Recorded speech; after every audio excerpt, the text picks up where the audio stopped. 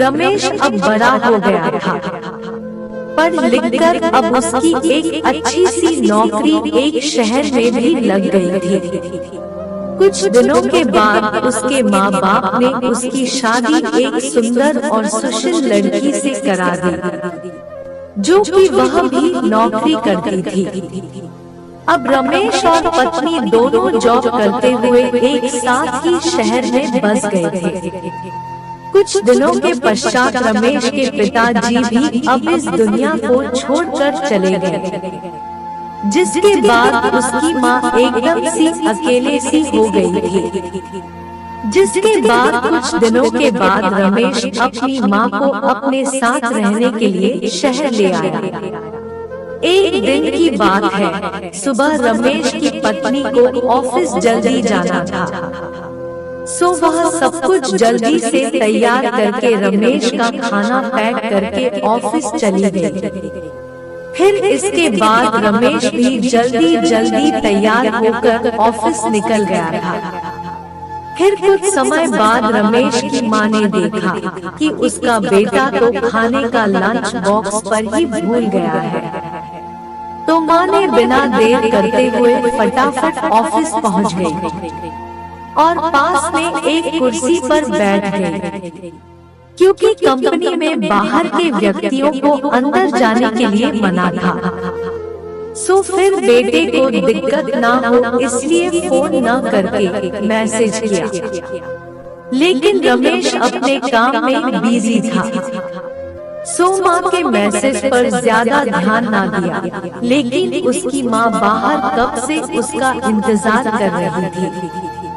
इस तरह कई घंटे बीत गए और इस बीच कई मैसेज भी किया, लेकिन रमेश का कोई उत्तर नहीं आ रहा था। इस तरह रमेश की माँ को चिंता होने लगी थी, लेकिन रमेश अपनी माँ के कई मैसेज आने के बाद वह अंदर ही अंदर खूब गुस्सा होने लगा था। आज तो उसने तय कर लिया था कि आज घर जाकर माँ को खूब अच्छे तरह से समझा देगा कि यह उसका दाग नहीं है जो कुछ भी मनमानी करती रहेगी। और इस तरह शाम हो गया। अब रमेश घर जाने के लिए कंपनी के बाहर निकला तो देखा तो उसकी माँ तो यही खड़ी है, जिसे देखकर उसका गुस्सा अब 7वें आसमान पर था और बिना कुछ पूछे ही अपनी माँ को डांट फटकारने लगा कि पहले घर में खाली बैठे बैठे मैसेज से परेशान करती रहती है और तो उसकी कंपनी में भी आ गई है। आखिर उनका यह दाव नहीं है जो मनमानी करती रहेगी। यह सुनकर रमेश की माँ ने खाने का टिफिन रमेश की ओर आगे बढ़ा दिया, जिसे देखकर रमेश को अब समझते हुए देर ना लगी कि वह अपना खाना भूल गया था, जिसे माँ ने उसे देने के लिए यहाँ आई थी।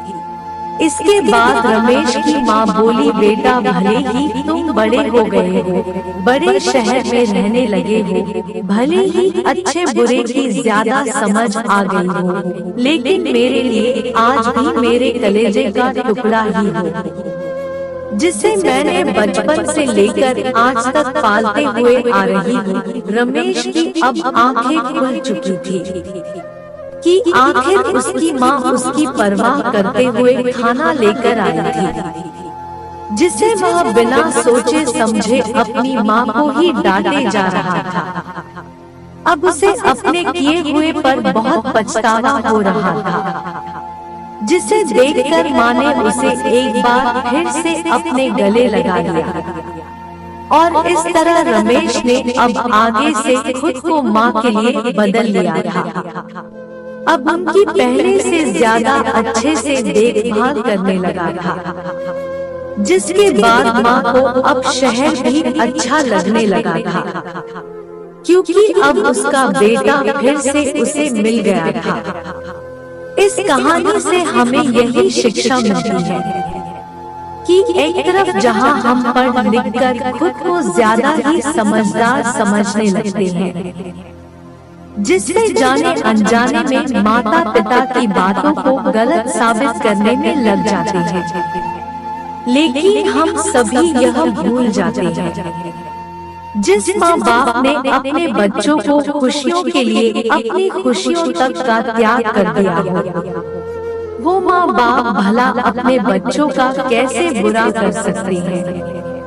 तो दोस्तों, आपको कहानी कैसी लगी कमेंट जरूर करना, और इस तरह की प्रेरणादायक कहानियों के लिए हमारे चैनल वीटी स्टोरीज को लाइक और सब्सक्राइब करें।